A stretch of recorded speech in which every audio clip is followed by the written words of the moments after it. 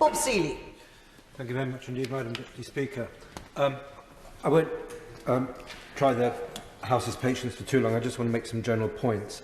And I think the Minister is completely right when he says that it is a very, very important victory. The Kherson victory was enormously important, regardless of whether it was a significant military or in military terms or significant symbolically. And he obviously makes the point that it's difficult to invade a country if you're going backwards, and we can all agree with that.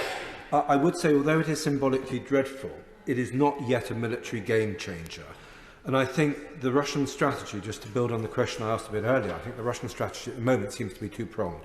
Firstly, Surovikin, who's with his Syrian experience, has said to the Russian Ministry of Defence, give me a line that I can hold.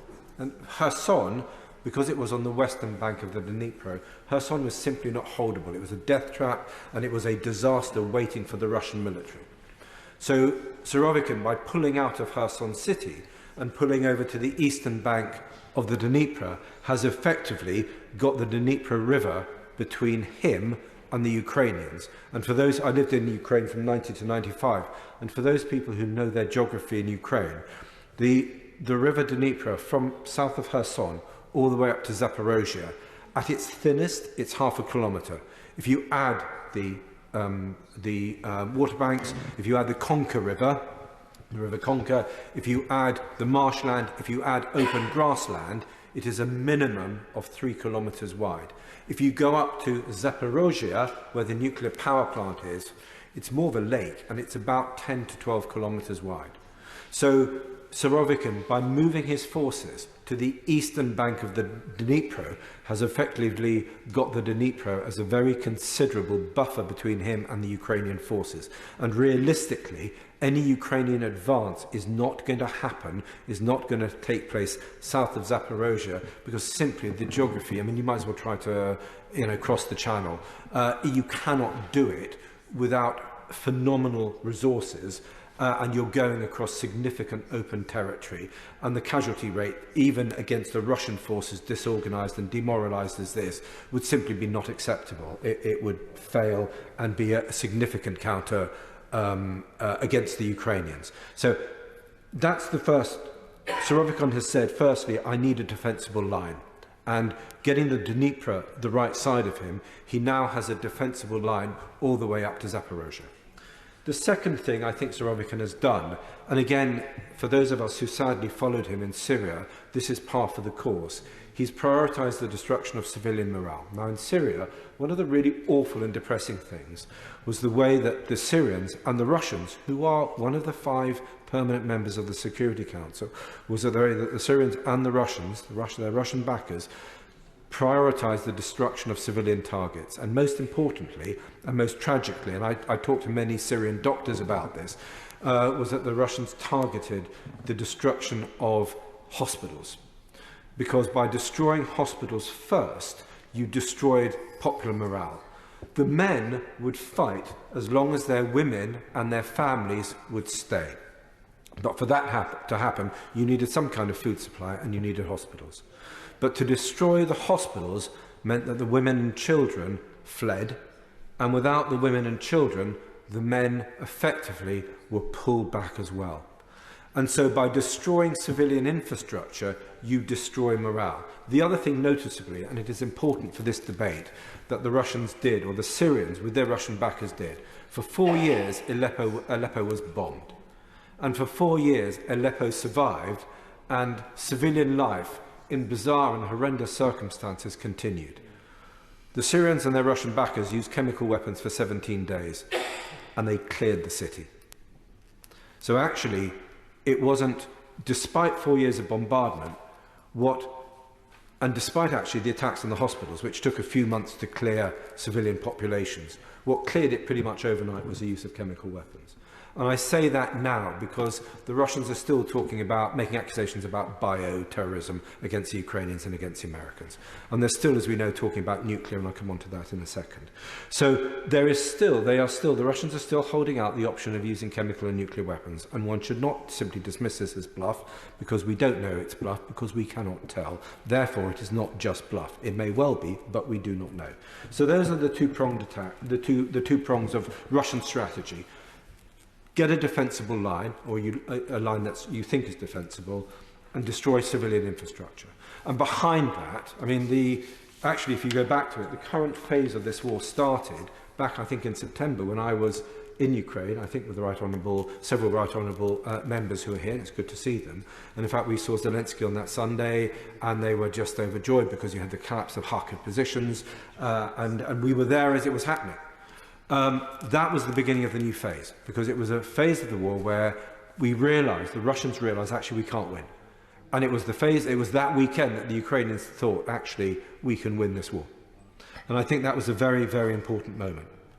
So the Russians now, by having a defensive line and attacking civilian infrastructure, they bought some time. They probably bought themselves a few months. The next phase of the war is going to take place probably in the spring, when the Russian positions come under significant pressure. And they will come under significant pressure, if my understanding of what's happening is correct, in the south, between Zaporozhye and Donetsk, or in the east, between Lugansk, around the Lugansk area. And it may be that the Ukrainians try a feint to the south while attacking Donbass, because that's where their best armour is. But either way, the new phase, when it happens with a spring offensive or potentially late winter offensive, that will be what we will witness, if we do witness it, will be the collapse of Russian positions. And the critical point here is not necessarily defeat in Donbass, which will be great for the Ukrainians, but the critical point for the strategy in the war will be the collapse of the land corridor between Crimea and Donetsk. And if that happens, it is then the beginning of the end for the Russians, because they can continue to hold the area of Donbass they seized in 2014. Not going to make much difference.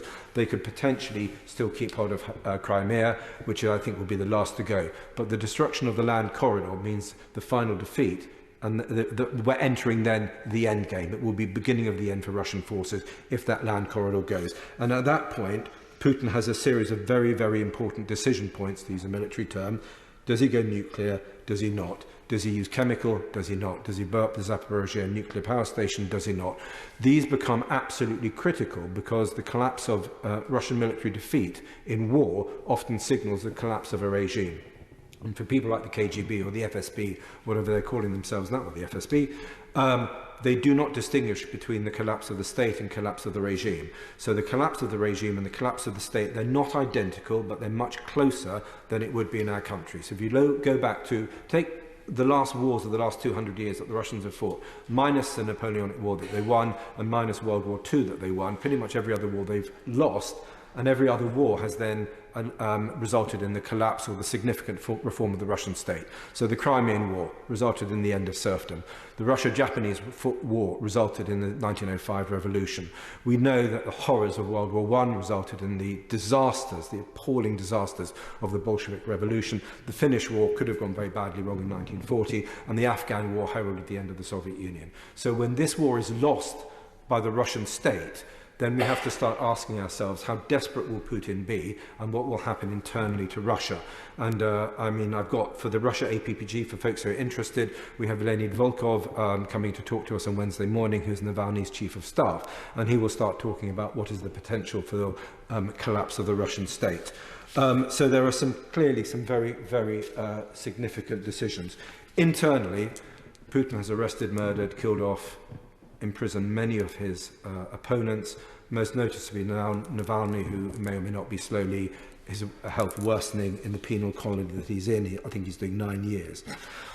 So he doesn't have pressure from the democratic bloc. What Putin does have pressure from is two groups, and it's worthwhile paying attention to both. One is the nationalist fascist military blogger community. And these are the people who've been very vocal. And actually, most importantly, these are the people who've they are allowed by the state to be very vocal, because they were significant supporters of the war.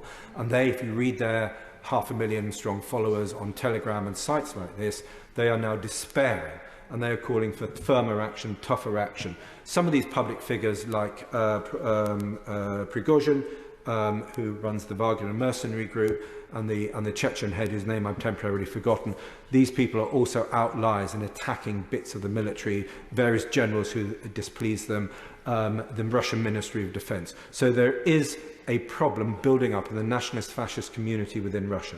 There is also a problem building up with the wives and mothers, partners of soldiers killed and injured. Now, we know in the Afghan war that soldiers' mothers, a wonderful group, I met them on many occasions, a very moving bunch of people who just, fought for their memory of their kids. It was really sad to see. There's 100,000 Russian dead. That means, and seriously injured, probably pushing 100,000. That means there are 100,000 wives and partners and girlfriends, occasionally boyfriends, and mums and dads. And that is a significant potential audience. And what hasn't happened is that the new soldiers' mums and soldiers' wives, they have not made common cause with either the Democratic faction, which is pretty much non-existent in Russia, and they haven't yet made common cause with the nationalist fascist blogger group, which I think will be difficult. But those are the two groups that I think Putin will probably be looking at most nervously. So, just to sum up, and thank you very much indeed for letting me speak for so long. I think we have to start thinking about the end game, because the end game will probably start happening in the spring. Then we have to start thinking about what will happen with nuclear decision points. Then we have to start thinking about potentially the failure of Russia and what the disaster of a chaotic nuclear-powered Russia looks like. So there is much to do. For the government, I congratulate it on almost all that it's done. I would just say, I think a bit more integration across government departments is always needed, and we still don't have that. And I would just, when it comes to diplomacy, and I asked the Foreign Secretary about this earlier, the US and the UK have the best diplomatic networks in the developing world. Ukraine has very, very few networks in the developing world, or modest anyway, but certainly by our comparison. I think there is much more that we can be doing, the US and the UK, doing systemically across Asia, across Africa, to make sure we partner with the Ukrainians so they can make their case. Because either those nations are nations that are receiving grain from the Ukrainians, and they want to know where that grain is, and we have to ensure that they know it's the Russians who are the problem here, not the Ukrainians. But also, these are the people who are most neutral to what the Russians are doing, and what we have to do is start to get them on side and get that community built. And in the week, on Wednesday evening, there's a Magnitsky Awards in memory of Sergei Magnitsky, beaten to death 13 years ago on Wednesday by agents of the Russian state because he was exposed trying to investigate a £250 million Russian dollar fraud. And we remember people like Magnitsky, but we also remember many of those human rights activists. And it would be great to see more non-aligned and neutral countries and countries in Asia and Africa bringing in their own Magnitsky laws so that they can start prosecuting these bad people, whether in Russia, whether they're in Iran, or whether indeed they're in China. But that's a discussion for another day. Thank you, sir.